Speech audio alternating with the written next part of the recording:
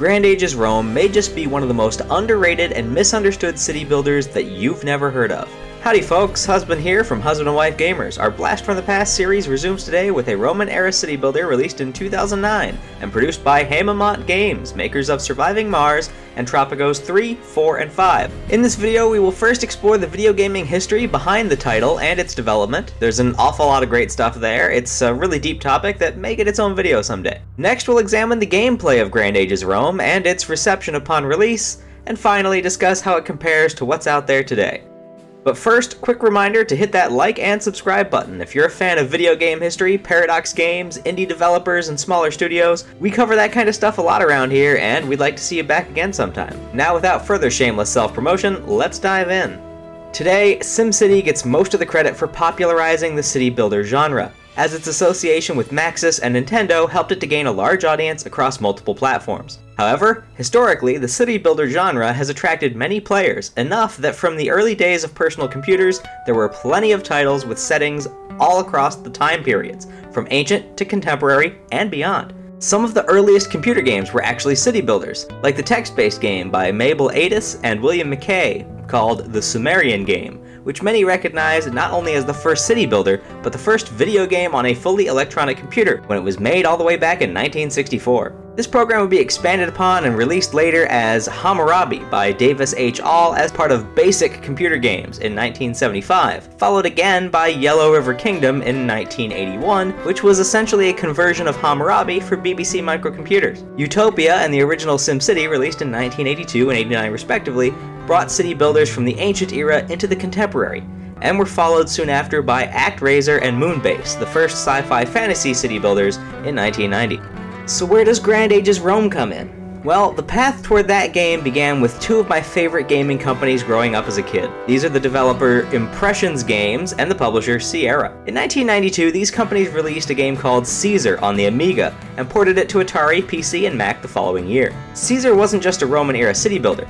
Because Impressions also developed a Roman-era combat game called Cohort 2 at the same time, the two games allowed you to import battles from the Caesar campaign into the Cohort game to play the battle out on a tactical battlefield, much like how Field of Glory Empires today allows you to export the battles from its campaign into Field of Glory 2 to be played on a tactical battlefield map. In the 1995 sequel Caesar 2, the battle functionality was actually built into the city builder game directly, though battles were still played out on their own maps outside the city. In 1998's Caesar 3, the units appeared in the city itself, and by 2006, Impressions was no more. But a few former developers created the final title in the series, Caesar 4, with updated 3D graphics and more professional music, but less stability and newer, more annoying bugs. During the time the Caesar franchise was going, other city builders like Anno, Stronghold, and the Settlers continued the formula of period city building mixed with diplomatic, economic, and military elements. In the vacuum left by the fall of Impression Studios and the failure of its successor, Tilted Mill Studios, to achieve a revival of the franchise with Caesar 4, a new game emerged, Firaxis and Firefly's Civcity Rome in 2006. Despite over 70 unique units present in the game, as well as 34 missions in the base game and an included editor that allowed unlimited player-created content, Civcity released to mixed reviews, and its publisher, 2K Games, elected not to pressure the developers for a sequel. Last but not least, we finally arrive at Imperium Romanum, released in 2008 from Sumerian Games. But wait, this video is supposed to be about Grand Ages Rome, you might say. Well, the original title for Grand Ages Rome was Imperium Romanum 2, and it was released a mere year after the original Imperium Romanum. Full disclosure, since I haven't played the original Imperium Romanum, and when I tried to research it, so many people said it was the same game, while others said it was very different. It was just very hard to tell what the differences were from the outside looking in, so if you're familiar with it, please share your experience down in the comments. Anyways, we're just gonna move straight on into Grand Ages Rome, because that's what I know. Anyone with experience playing Caesar 3 or 4 will instantly feel at home in Grand Ages Rome. The interface and the art style is similar, combat works similarly, and the resource chain does as well, for the most part. Many of the comments against the game revolve around how, in the campaign, there are strict time limits to certain sub-objectives, or even sometimes the main objective, which creates an extra challenge. Some people think this goes completely against the ethos of a city builder, which should be a more free and relaxed type of game. I both agree and disagree. The campaign mode is meant to be a challenge, not relaxation. That's why the game includes a free build mode, where players can build as fast or slow as they'd like. without any added pressures. In Free Build, the game is simply a traditional city builder experience set in the Roman era. Some players have painstakingly recreated some pretty sweet looking Roman cities. In campaign mode, it becomes a completely different game, where you build not only your city, but have to make choices about the long-term campaign. Should you choose your missions based on which side of the Caesar-Pompey conflict you want to join? Or should you choose them based on which ones give you better bonuses? Or which ones will provide you with a specific resource? Or do you risk failing a main objective that has a time limit so you can achieve a side objective that gives you a juicy bonus to your later cities? These are the kinds of decisions you have to make in the campaign.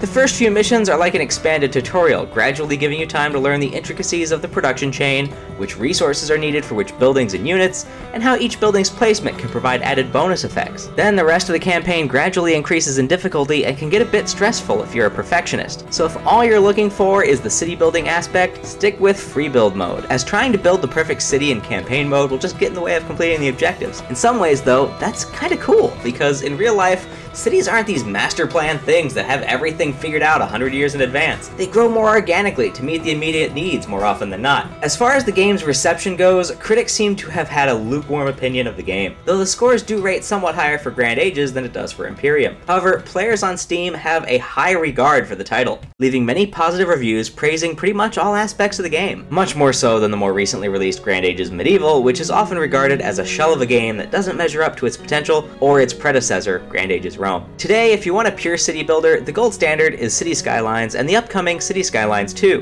both from Colossal Order and Paradox. There really is no comparison between these games and Grand Ages. They're far more customizable, they have Steam Workshop support, etc, etc. A more fair comparison, like Anno. Those two stack up pretty well against each other and are very similar in all respects. There are some elements of the newer Anno games, like the blueprint mode and the detailing that you can do in the city building mode, that give it a bit of an edge. So far though, there aren't really any solid competitors in the classical ancient era city builder space, except maybe Nebuchadnezzar. Nebuchadnezzar is essentially an updated version of the Impressions game Pharaoh and the Caesar games, forsaking the combat side for a much more expanded economic and production tree. It's also a very relaxed game, but that lacks a lot of the hazards and challenges of the Caesar or Grand Ages series. Another creator that has no affiliation with me whatsoever has a rather good review on the game that I'll put in the description. Builders of Egypt may provide some competition in the future. This ancient city builder is set in the pre- to proto-dynastic period, but is as yet unreleased, and it's gone through many internal development struggles and has been delayed repeatedly since releasing their demo during the pandemic.